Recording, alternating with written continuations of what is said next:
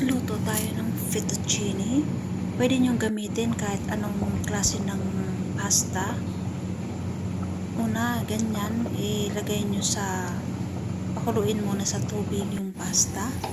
Mag-isa ng sibuyas at filtered romina green. Ilagay ang manok. Simple lang to na luto. Lagyan mo lang ng isang cube na chicken cube. Wala nang kahit anong ingredients pa, yun lang, at paminta.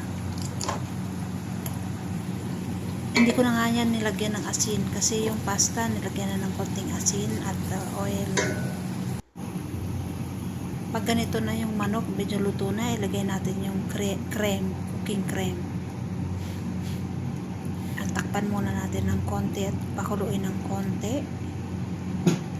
Tsaka natin ilagay yung macaroni na pinakulo natin.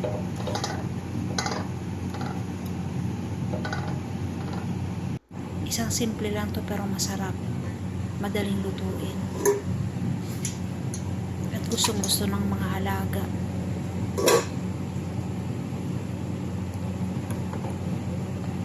Lagyan din natin ng cheese na mozzarella.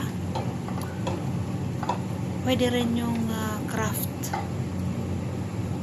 Pero mas maganda yung mozzarella cheese. At hindi siya ganong maalat.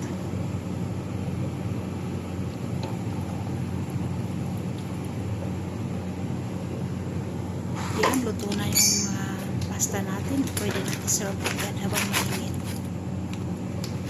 Masarap siya.